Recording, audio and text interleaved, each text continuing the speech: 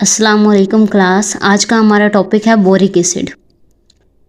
अच्छा, इसमें जो पहला क्वेश्चन है वो ये है कि right down the names and formulae of acids of boron. Boron के एसिड के फार्मूले और उनके नाम लिखने हैं।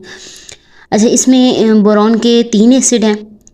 पहला एसिड है H3BO3 ऑर्थोबोरिक एसिड, जो कि सबसे स्टेबल होता है।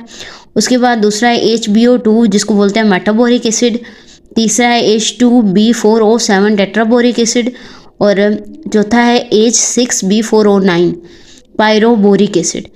पहला जो है ऑर्थोबोरिक एसिड, ये सबसे ज़्यादा स्टेबल है सोल्यूशन की फॉर्म में भी और सॉलिड स्टेट में भी, जबकि बाकी जो तीनों हैं वो सिर्फ सॉलिड स्टेट में स्टेबल हैं, वो सोल्यूशन की फॉर्म में या लिक्विड हालत में वो स्टेबल नहीं है। जैसे कि नीचे इक्वेशन को देखा जाए तो HbO2 मेटाबोरिक एसिड, इसको पानी के अंदर जैसे हल करेंगे ये स्टेबल नहीं है, ये फटाफट टूट जाएगा और कन्वर्ट हो जाएगा ऑर्थोबोरिक एसिड में। उससे अगला टेट्राबोरिक एसिड, इसको भी पानी में हल किया तो ये स्टेबल नहीं है, तो ये क्या हो जाएगा, ऑर्थोबोरिक एसिड में कन्वर्ट हो जाएगा। लास्ट वन पायरोबोरिक एसिड, इसको भी जब पानी के अंदर डाला जाएगा तो ये ऑर्थोबोरिक एसिड में कन्वर्ट हो जाएगा, यानी सोल्यूशन की फॉर्म में ये स्टेबल नहीं है। इसके बाद जो सेकंड क्वेश्चन है वो है how orthoboric acid is prepared. Orthoboric acid को कैसे प्रिपेयर किया जाता है। तो ऑर्थोबोरिक एसिड को प्रिपेयर करने के लिए 2 मेथड हैं। जो पहला मेथड है वो है फ्रॉम कोलिमनाइट। कोलिमनाइट जो है वो बोरॉन का नेचुरली अकरिंग ओर है। इसका फार्मूला है Ca2B6O11 विद 5 वाटर मॉलिक्यूल। जब ये जो नेचुरल ओर है इसके सोल्यूशन के अंदर से जब सल्फर डाइऑक्साइड गैस पास करवाई जाएगी तो कैल्शियम सल्फाइड और ऑर्थोबोरिक एसिड बनेगा। ऑर्थोबोरिक एसिड के क्रिस्टल बनेंगे जो कि पीपीटी की हालत में, प्रेसिपिटेट की सूरत में हमें हासिल होंगे, जबकि कैल्शियम सल्फाइड जो है वो सोल्यूशन के अंदर ही रहेगा, जबकि ये इसके हमें सॉलिड हालत में क्रिस्टल मिल जाएंगे ऑर्थोबोरिक एसिड के। दूसरा मेथड है ऑर्थोबोरिक एसिड को प्रिपेयर करने का, दूसरा मेथड है कि इसको हम बोरेक्स से तैयार कर सकते हैं। जब बोरेक्स का सल्फ्यूरिक एसिड सॉल्यूशन के साथ रिएक्शन करवाया जाता है तो ऑर्थोबोरिक एसिड प्रिपेयर होता है। क्वेश्चन नंबर 3 है right down the physical properties of orthoboric acid.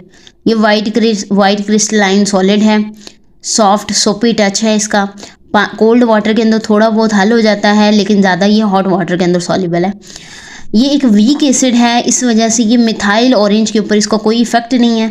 Methyl orange के ऊपर ये अपना कोई इफेक्ट शो नहीं करेगा, लेकिन ये ब्लू लिटमस को रेड कर देगा जो कि अमूमन बेसिस करते हैं, एसिड करते हैं। उसके बाद अगला क्वेश्चन है right the reaction of orthoboric acid with ethyl alcohol. H3BO3 orthoboric acid है, C2H5OH इथाइल अल्कोहल, इसको एथेनॉल भी बोलते हैं। इसका जब रिएक्शन करेंगे, इन दोनों का जब आपस में रिएक्शन किया जाएगा तो यहाँ पे 3 हाइड्रोजन की जगह 3 मिथाइल लग जाएंगे, और ये जो 3 हाइड्रोजन है इधर 3 हाइड्रोक्साइड के साथ मिलकर 3 वाटर के मॉलिक्यूल बनेंगे। नेक्स्ट क्वेश्चन है right reaction of orthoboric acid with sodium hydroxide. Sodium hydroxide का फार्मूला है NaOH और इसको कास्टिक सोडा भी बोलते हैं। जब ऑर्थोबोरिक एसिड का कास्टिक सोडा के साथ रिएक्शन करवाया जाएगा तो Na2B4O7 जो कि बोरेक्स है, और यही वो पाउडर है जिसको हम कैरम बोर्ड गेम खेलते हुए इस्तेमाल करते हैं ताकि जो कैरम बोर्ड की जो सरफेस है वो स्मूथ रहे। पाउडर की शक्ल में इसको यूज़ करते हैं ताकि उसकी सरफेस क्या रहे, स्मूथ रहे।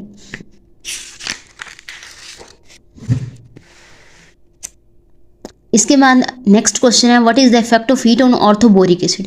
ऑर्थोबोरिक एसिड के ऊपर हीट का क्या इफेक्ट है। जब ऑर्थोबोरिक एसिड को 100 डिग्री सेल्सियस तक हीट किया जाता है तो ये कन्वर्ट हो जाता है।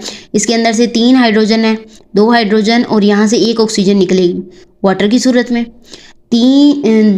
2 हाइड्रोजन और 1 ऑक्सीजन वाटर की सूरत में निकल गई। 2 हाइड्रोजन निकल गई तो पीछे 1 हाइड्रोजन रह गई, बोरॉन रह गया, और 1 ऑक्सीजन भी वाटर की सूरत में निकल चुके तो पीछे 2 ऑक्सीजन रह गई, तो ये क्या बना, मेटाबोरिक एसिड। और इसी मेटाबोरिक एसिड को फर्दर अगर हम 140 पे हीट करते हैं तो ये तब्दील हो जाता है टेट्राबोरिक एसिड में। और अगर यहाँ से देखा जाए 4 हाइड्रोजन है तो यहाँ से 2 हाइड्रोजन निकल जाएंगे, पीछे 2 बच जाएंगी तो वो यहाँ 2 हाइड्रोजन की सूरत में आ गई। 4 बोरॉन है, इसी तरह 4 बोरॉन आ गए। 4 2 टाइम 8 ऑक्सीजन है, 1 वाटर में चली गया, पीछे 7 रह गई, तो ये टेट्राबोरिक एसिड बन गया। इस टेट्राबोरिक एसिड को फर्दर हम हीट करेंगे, रेड हॉट का मतलब बहुत ज़्यादा, जब इसको हीट करेंगे तो इसके अंदर से मज़ीद वाटर निकल जाएगा। 2 हाइड्रोजन 1 ऑक्सीजन निकल गई वाटर की सूरत में। और पीछे ऑक्सीजन बोरॉन जो है वो 4 और ऑक्सीजन कितनी 6 रहेगी, वो B2O3 की फॉर्म में, और साथ कितने बैलेंस करने के लिए 2 लगा दिया। नेक्स्ट क्वेश्चन है why boric acid can not be titrated in usual manner. अब यहाँ पे ये जो लफ्ज़ आया है टाइट्रेटेड, ये एक टेक्निक है, एनालिटिकल टेक्निक है जिसको हम बोलते हैं टाइट्रेशन। टाइट्रेशन में हम करते क्या हैं कि हम एक इंस्ट्रूमेंट है ब्यूरेट, ये ब्यूरेट लेते हैं और यहाँ पे नीचे फ्लास्क लेते हैं। फ्लास्क में हम एसिड डालते हैं जिसकी हमें मोलारिटी मालूम नहीं होती, लेकिन इसका वॉल्यूम हमें मालूम होता है। ठीक है, इसमें हमने एसिड लिया जिसकी मोलारिटी हम कहते हैं M1 है और वॉल्यूम V1 है। M1 जो है मोलारिटी हमें नहीं मालूम, वो हमने मालूम करनी है टाइट्रेशन टेक्निक के थ्रू, जबकि वॉल्यूम हमें मालूम है। उसके बाद जो ऊपर ब्यूरेट है इसमें हम बेस डालते हैं जिसकी मोलारिटी हमें पता है। इस बेस को हम स्टैंडर्ड बेस भी कहते हैं, जिसकी मोलारिटी हमें पता हो उसको हम स्टैंडर्ड बोलते हैं। तो यहाँ पे इसकी मोलारिटी भी हमें पता है, इसके अलावा हमें इसका वॉल्यूम भी पता है। फ्लास्क के अंदर हमने एसिड लिया, इसके अंदर हमने बेस भर ली। इसके अंदर एसिड लिया, एसिड के अंदर हमने इंडिकेटर भी डाल दिया। इंडिकेटर ये होता है कि जब रिएक्शन मुकम्मल हो जाए तो इंडिकेटर कलर चेंज करके बताता है कि अब रिएक्शन मुकम्मल हो चुका है। अब यहाँ से स्टॉपर खोल कर ये एसिड है, स्टॉपर खोल के कतरा कतरा इसके अंदर क्या डालेंगे, बेस डालेंगे। बेस इसके अंदर जाती रहेगी। शुरू वाला वॉल्यूम हम नोट कर लेंगे जब हमने स्टॉपर खोला है। बेस इसके अंदर जाती रहेगी और जब कलर चेंज होगा, मतलब रिएक्शन कंप्लीट हो गया, तब हम स्टॉपर को बंद करके नोट कर लेंगे कि कितना वॉल्यूम इसके अंदर चला गया।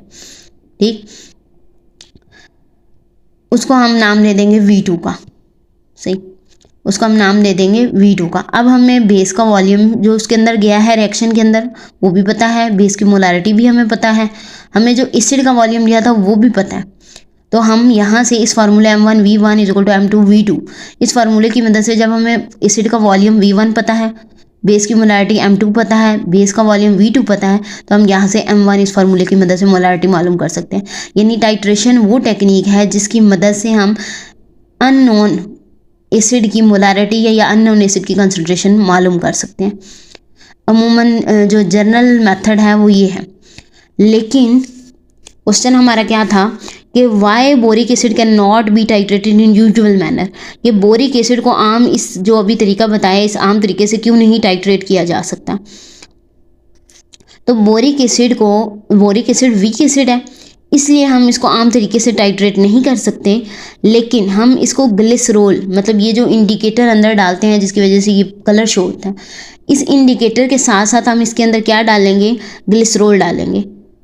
ठीक, यानी अगर हम इसके अंदर ऑर्थोबोरिक एसिड लेते हैं, ठीक, इसके अंदर ऑर्थोबोरिक एसिड लेते हैं और इसके अंदर इंडिकेटर फिनोफ्थलीन यूज़ करते हैं, उस इंडिकेटर के साथ साथ हमें इसके अंदर ग्लिसरोल भी डालना है अगर इसकी हमने टाइट्रेशन करवानी है इस बेस के अगेंस्ट।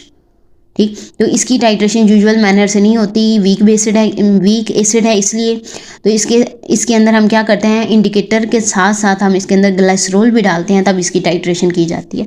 तो आंसर क्या हुआ, boric acid is a weak acid, therefore it can not be titrated in a usual manner, however in the presence of glycerol it can be titrated against the standard alkali मतलब base के against, base को burette मिलेंगे, और using phenolphthalein as indicator. और यहाँ पे इस acid के अंदर इंडिकेटर के तौर पर फिनोफ्थलीन डाला है, रिएक्शन मुकम्मल होने पे उस फिनोफ्थलीन की वजह से इसका कलर क्या हो जाएगा, पिंक हो जाएगा। Last question, write down the uses of boric acid. Boric acid की क्या क्या यूजेस हैं, तो it is use as antiseptic जो जरासीम कश दवाई के तौर पर इस्तेमाल होता है उसको बोलते हैं एंटीसेप्टिक, तो ये एंटीसेप्टिक के तौर पर इस्तेमाल होता है। इसके अलावा ये आई वॉश के तौर पर बोरिक एसिड का सोल्यूशन या सोडियम बोरेट वगैरह का सोल्यूशन जो है वो आई वॉश के तौर पर इस्तेमाल होता है। इसके अलावा ये पोटरी यानी बर्तन बनाने में इस्तेमाल होता है। It is use in pottery as glaze बोलते हैं चमक, जो मिट्टी के बर्तन होते हैं और उनके ऊपर चमक सी होती है, वो इसी बोरिक एसिड की वजह से होती है, क्योंकि ये जो बोरेट की ग्लेज जो होती है, बोरेट की वजह से जो चमक उसके ऊपर होती है, शाइन जो उसके ऊपर होती है, वो सिलिकेट के मुकाबले में बोरेट की ज़्यादा बेटर होती है। It is use in candle industry, ये कैंडल इंडस्ट्री में भी इस्तेमाल होता है। फॉर स्टिफनिंग ऑफ विक्स, जो जहाँ पे आग जल रही होती है, जो धागा सा कैंडल के अंदर डाला हो उसको स्टिफ बनाने के लिए बोरिक एसिड का इस्तेमाल किया जाता है।